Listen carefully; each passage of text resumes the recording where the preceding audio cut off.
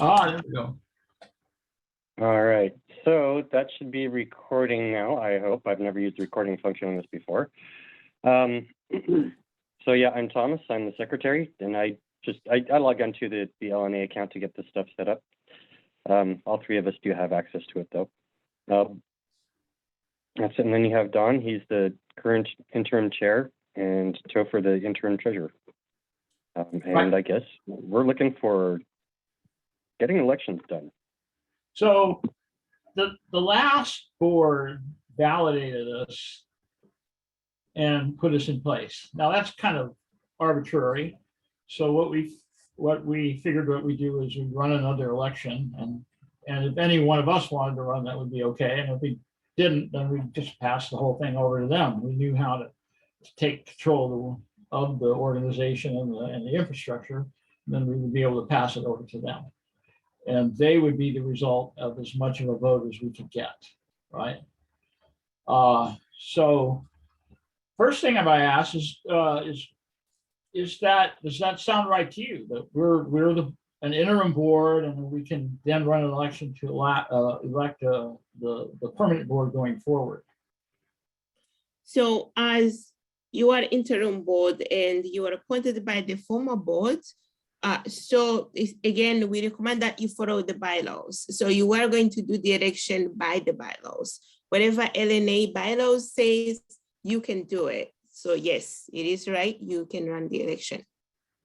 Well, now the issue there is the pandemic, right? Those bylaws were written way before the pandemic. Correct. So to follow those bylaws almost requires that we expose a lot of people to COVID, right? Correct. So go on. We can't do that, right? We're not going to do that.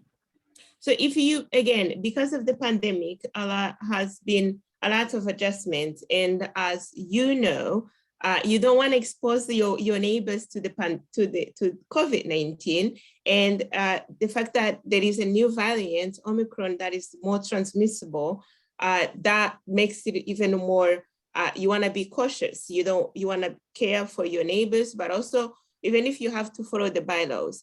But even if the bylaws were written before, so you are to adapt. The reason I say follow the bylaws is by the deadline, but also as the pandemic goes on, even I work from home, but before the pandemic, that was a foreign idea to work from home, right? So it's up to really the board, the interim board, to kind of decide.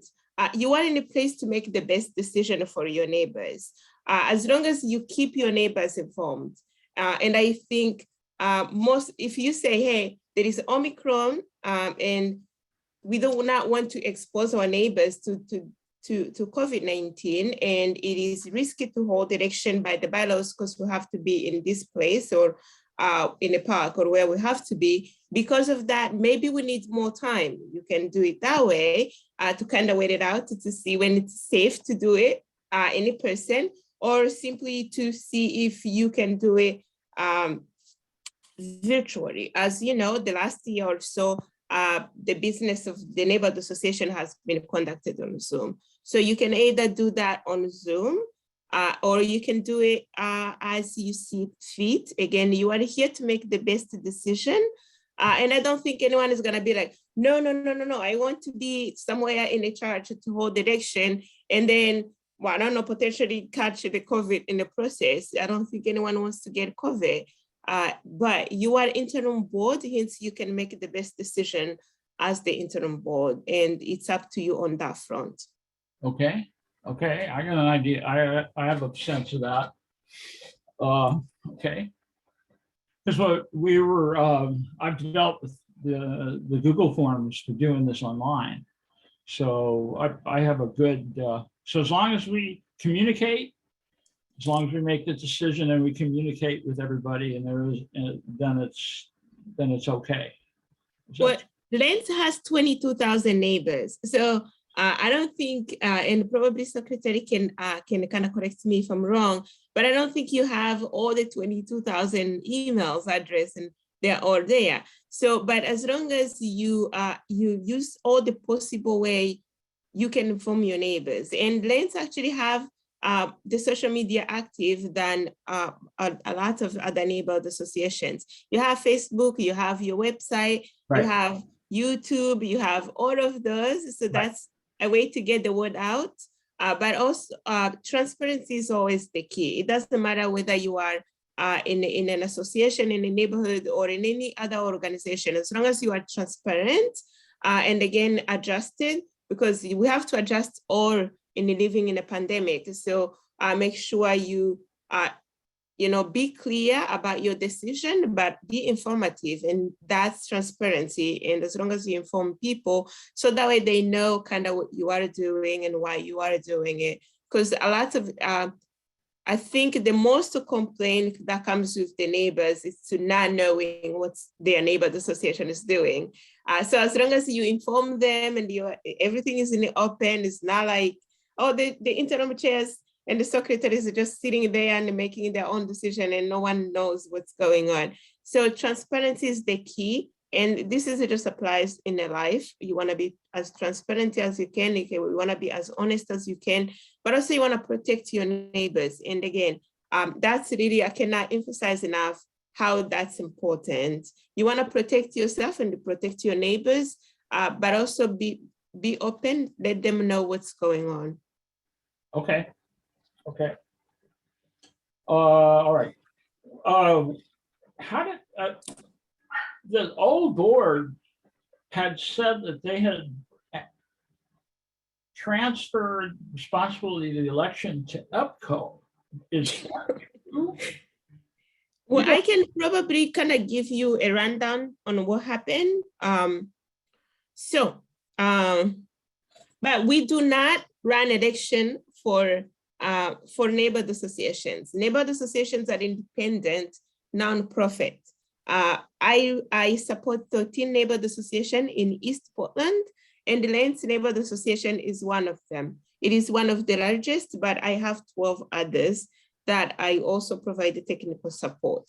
So what happened in the Lanes, and as you are an interim board, but also you are Lanes neighbors, so you probably are familiar a little of what happened.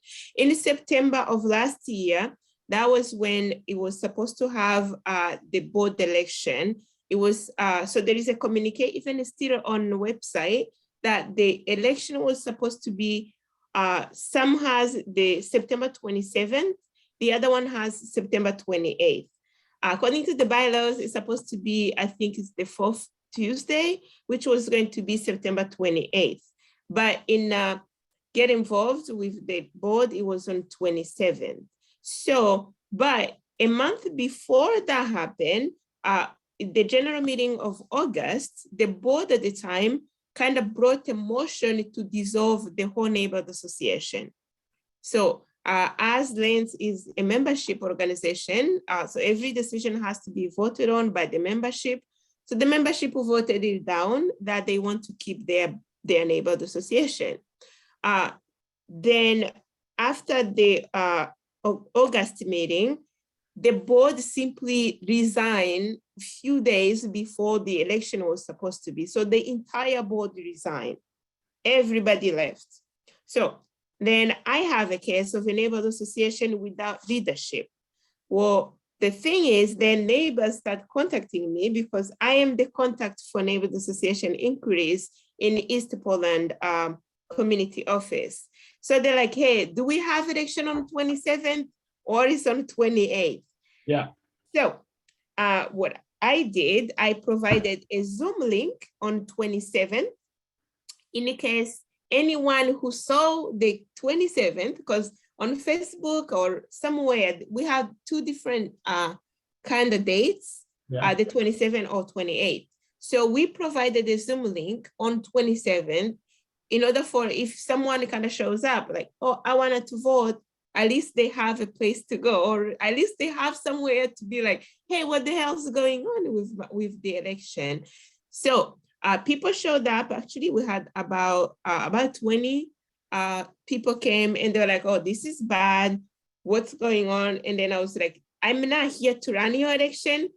I'm here because so many people were contacting me and I kind of wanted to see what the neighbors are thinking and what you kind of wanted to give you a platform to be able to put your ideas together. So with that, they decided, the membership who were there, they decided to have election committee, and they had about 4 neighbors to kind of be like, maybe let's see if we can come up with a way to have an election. But of course, because it wasn't appointed, it was just people volunteering, they're like, oh, I can help out.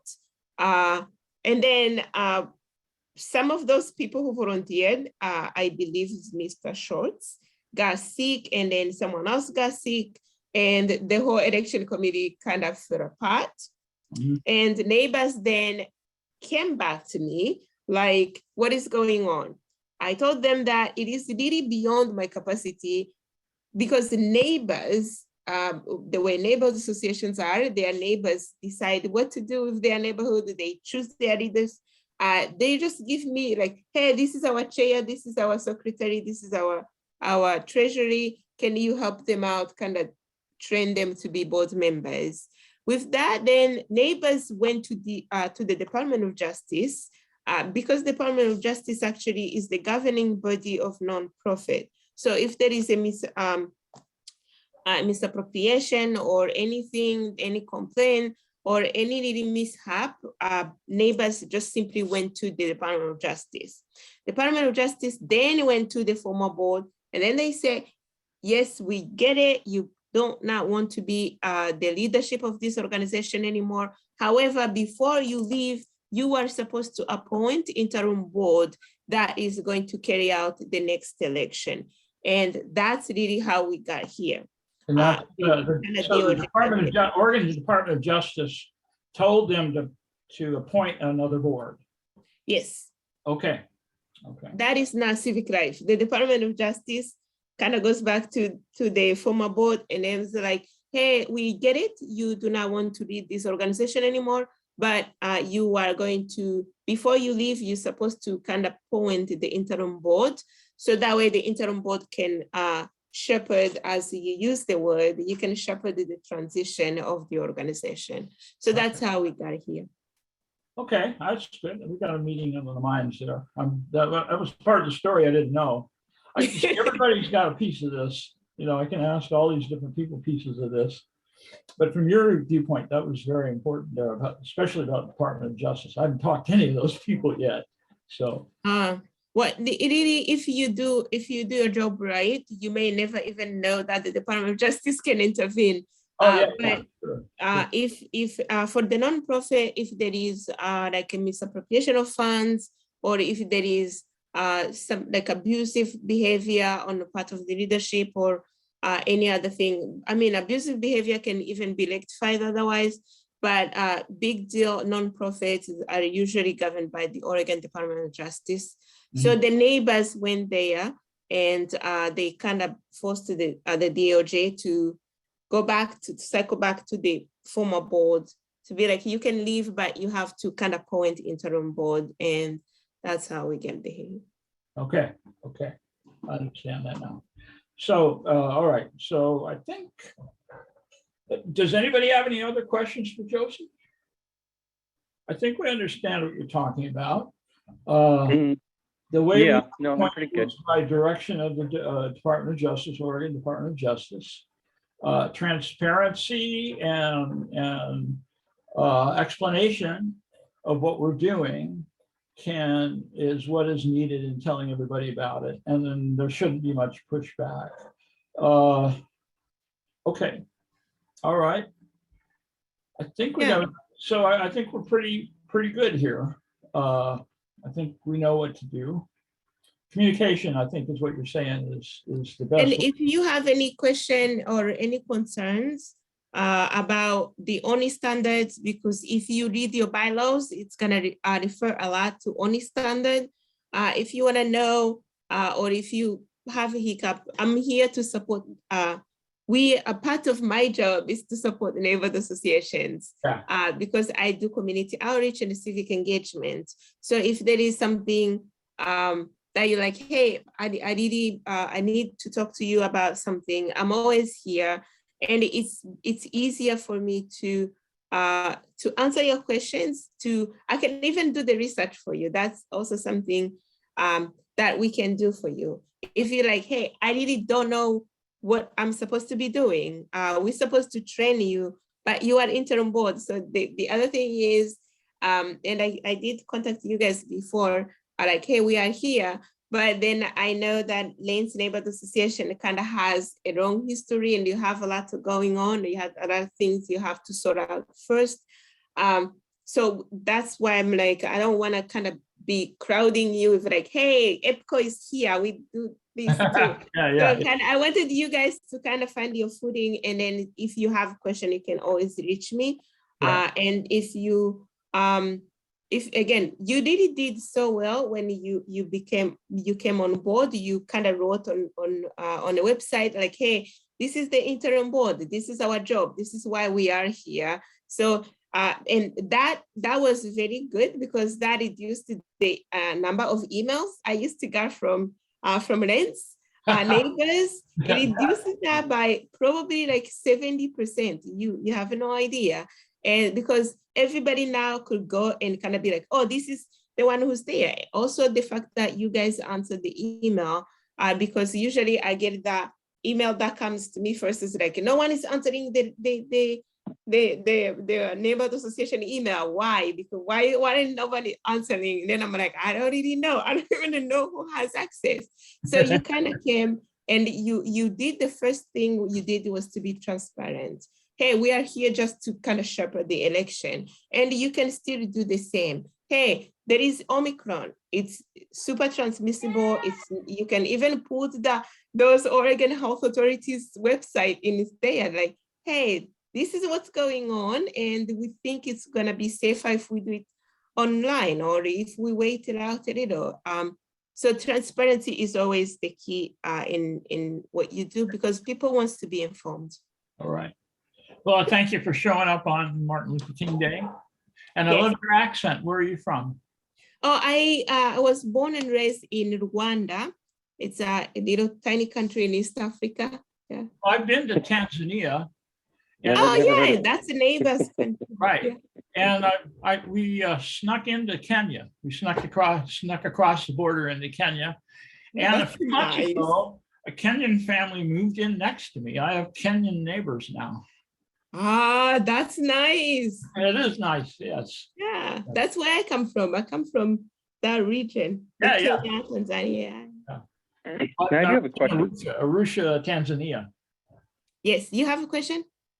Yeah. So Do you much. have any recommendations on where to post for people that do not have access to like social media?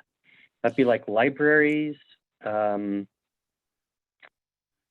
That's so like- that's, I think that comes back to digital equity, and that's gonna come a lot.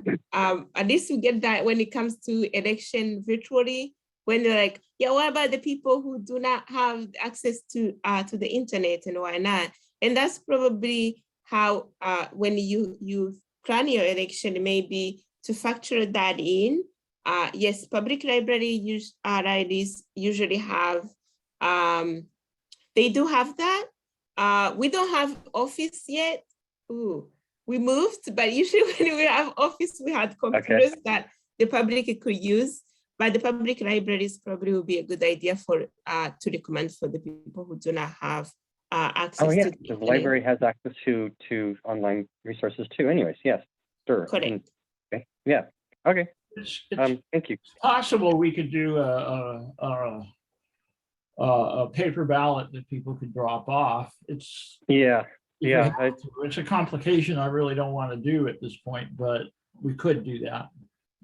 Well, you can Probably also have do to a do it hybrid, though. Like hybrid. Yeah. Multiple. Yeah, you can do a hybrid of, hey, we're gonna hold virtual, or you can be like vote here, and then you can kind of collect surveys, Yeah. like Survey Monkeys. You can kind of run election as Survey Monkeys, and then be like, oh, if you don't have access to the internet, or if you don't have that, you can simply drop your ballots into EPCO, right? So the way that will happen, where the EPCO office used to be, the door has a little thing So if someone was like, I just want to drop it in like as a paper, they can just drop it. It's a mail, it's like a mail drop-in. Like Okay. no one has to be there. But then if they tell you like, hey, I'm gonna drop mine at the old EPCO's office, then I can work with you to correct it. Yeah. They can just drop it off and then I can just go and then I can Right. pass them to you. And we've got a couple of possibilities for where we could do that in Lance. It'd be a little closer. Right. Yay. Yeah. Yeah. All right. Okay. So I think next steps are, one, we need to go through our bylaws and make sure we have a clear grasp of what our requirements are. I guess I'll do that. I'll have to get that done in 24 hours. I need to write that down. Hang on.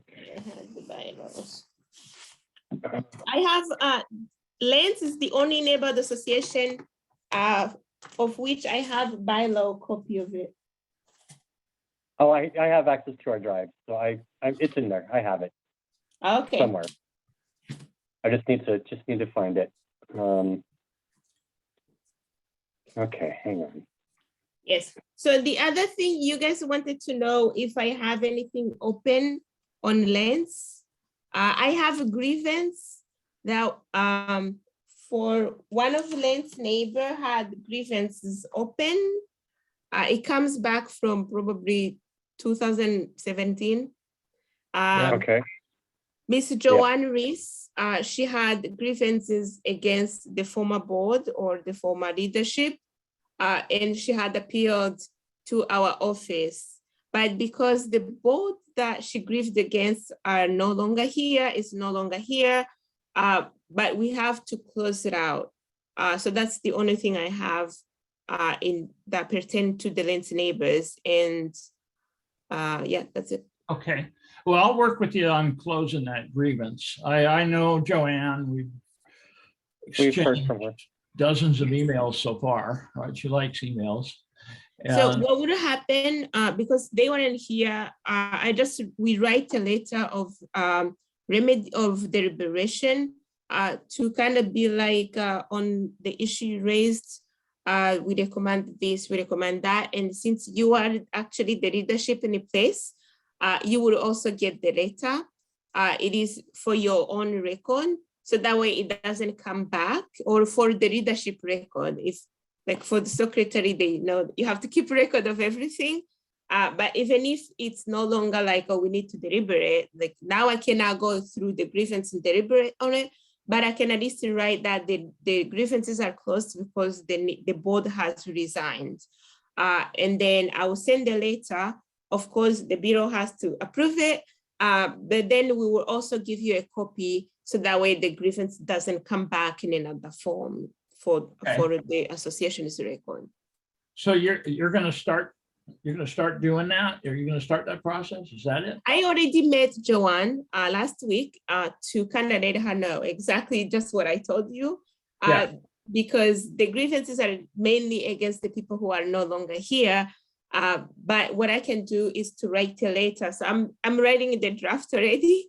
So that way I'll pass it to my leadership. And then once they approved it, they're gonna give her kind of like, hey, these were your grievances, but the people left, but you cannot bring the grievances back again.